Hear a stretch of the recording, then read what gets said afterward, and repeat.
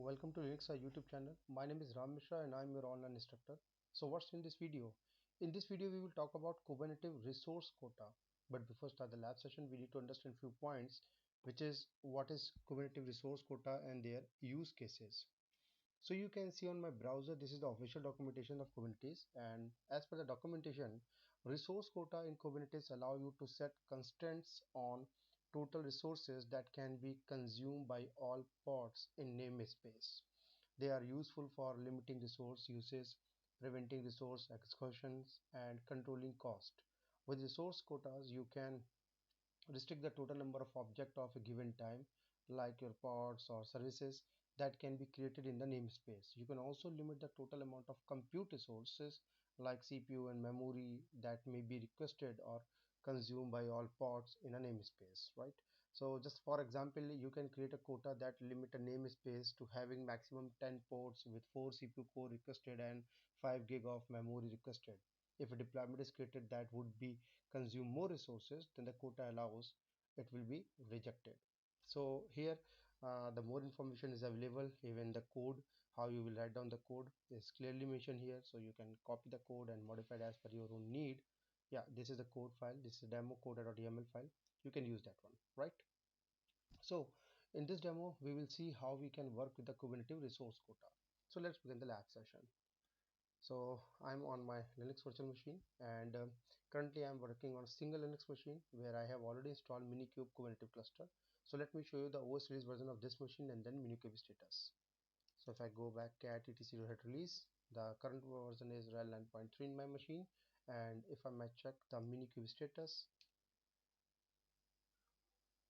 see it is in up and running condition, right?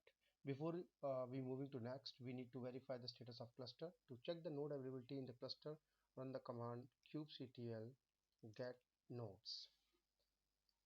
Get kubectl in 1 second.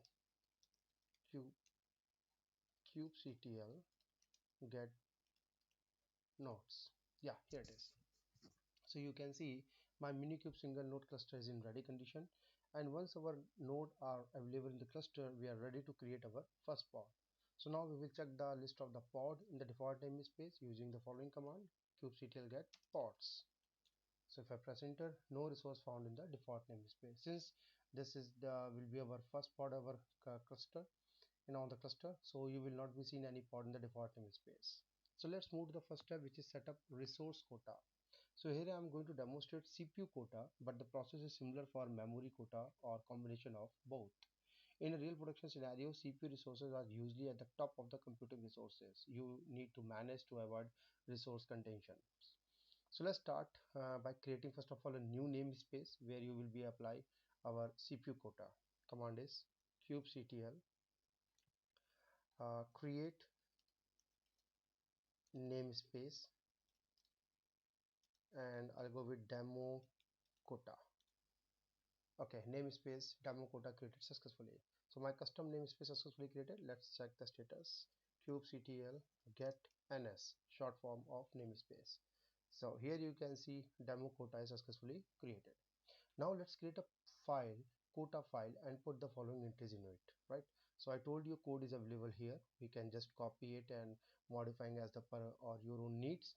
I have already copied this code and I have write down in my notepad file. So here it is. Let me copy it from here.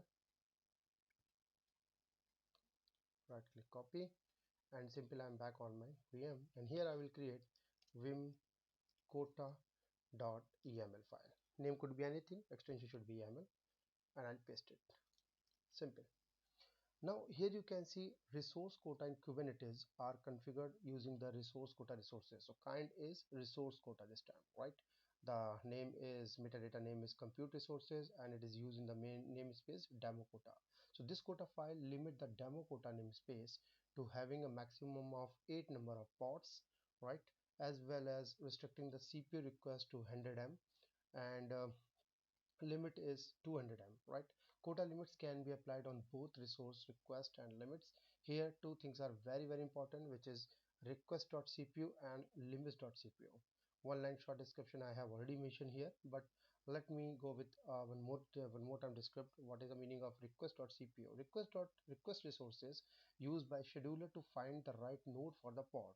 This is the resource needed by the pod to run properly. And limit resource, this one limit resource is used by the kubectl, which run on every node and is responsible for pod health, and this is the max resource pod is allowed to consume. So request will be 100 m, and CPU maximum limit is 200 m overall limit, right? So let's deploy this file.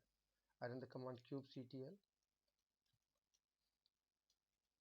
apply -f quota.yaml. Okay, now you can see it successfully deployed. Let's describe the quota using describe quota command. So I'll go here. First of all, I check the quota status. So I'll go with the kubectl get quota all namespace. So here you can see the namespace demo namespace, compute resource, the quota and metadata information, pods 0, request, and limit CPU is available here, right? So here you can see the hard and let me go with the describe. So if you want to describe more, let me copy this command kubectl, the same thing, describe resource quota compute hyphen resources hyphen namespace my demo quota. So once I press enter, here you can see hard limit is set for demo quota namespace, and notice the use resource currently it is 000, right? This value will be changed as you deploy your pod. So maximum pod limit is 8, maximum limit overall CPU is 200 m, and request CPU is 100 m, right? Now here I'm going to deploy our quota limit set, and we need to go into deploy our pod and test it inside the demo quota namespace. So I'm going to deploy 3 different pod in the same namespace to see if we can control the resources usage based on the limit we define on or not, right? So let me go with the first.yaml file. uh, one more time I'm going to copy the code from my notepad. Okay, I'll just copy and paste and save it. Now, so this is my first pod, and it will deploy on quota demo quota namespace, and it will use the nginx image. Container name is c1, and the basic command is running on echo. First pod is running, and here you can say request and limits are mentioned 50 m and limit is 100 m, right? So it will using nginx image deploy the container c1, and it will use 50% of available CPU resources, right? So if I save and quit, and let me deploy this one, so I will say kubectl apply hyphen f first.yaml. So just couldn't deploy successfully. Let's check the pod status. So if you want to check the pod status, if you go with kubectl get pod get pods, and we need to give the define the namespace also demo quota. So if I go with demo quota, here you can see first pod is successfully running, right? And it's deployed successfully. And let's check the um, verify the CPU usage by describing quota again, and just noting the use CPU value limits and request. So earlier you can find out 000, but if I go one more time describe, you will see, yeah, here you can see out of 8 one pod is successfully created, and limit and CPU request usage is 50% used, right? 50% CPU used and limit is 100. Let's deploy one more. So if I copy the first second.yaml, let me try to modify some basic things like change the name. First I set second c1 to c2, and this is my second pod. Okay, I'm not going to change anything from request and limit. Let it be go with the default one, right? 50 and 100. So now if I try to deploy one more time, this time second.yaml, and if I go back with pod, see both are running, and if I go back on describe, look at that, look at the field, right? So here you can see 2 pod created successfully, and you can see limit.cpu and request.cpu is 100% used, right? So everything is okay now. Till now everything is okay. Now let's try to initiate the third pod. Even though we know, even though we know that first pod and second pod maximize the CPU quota threshold we defined, but let's see what happens if I'm trying to go that one. So I'll copy the second one and just create third.yml. Let me change third.yml field. So I'll change third.yml third, container name is c3, sorry, c3 echo, this is third part third, and let me change the some entries also. CPU requires 5M and limit is 10M, right? Now I'll save and quit. And now see what happens if I'm going to deploy this third.yml file. So if I go to third.yml file and as soon as I press enter, see, yep, we got the error. We got the error when creating third.yml file. The part third.yml is forwarding exceeded quota limit, right? Compute resources request limit CPU 10M, requested 5M. This is the request I did that, and limits 200 and request CPU 100 is reached. So as per our expectation, the third pod will not initiate because the defined quota prevents creating the pods. So this is how we can see resource quota are a very powerful tool that a Kubernetes admin can be used to manage the developer behavior. In the same manner you can use for memory point of view also, just like the same we have used in the CPU. If you want to remove the quota from namespace and delete the pods, then what we need to do, we will go with the kubectl delete -f first.yml, and let me go with second.yml also. See, first pod and second pod both are going to be deleted. After that we will remove the quota file.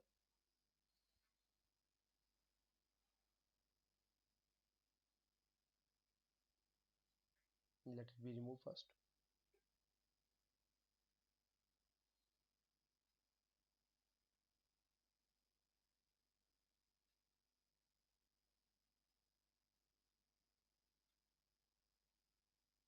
Done. Now if I try to check the quota, then now I try to pods in my demo quota. See, no resources are there. Now let me remove the quota file. Say quota.yml gone, and if I check in the all namespace, yeah, it's clear. So guys, this is all about how we can use resource quota and Kubernetes cluster, and hopefully you enjoyed and learned new things. Soon I will come up another new interesting topic. Till then, keep practicing. If you feel something I have missed or you wanted to know more something else, please reach out through my social media links which is mentioned in the description. If you like this video, please do not forget to like, share, subscribe my channel and press the bell icon button for the latest update. Thanks for watching. Stay safe and goodbye.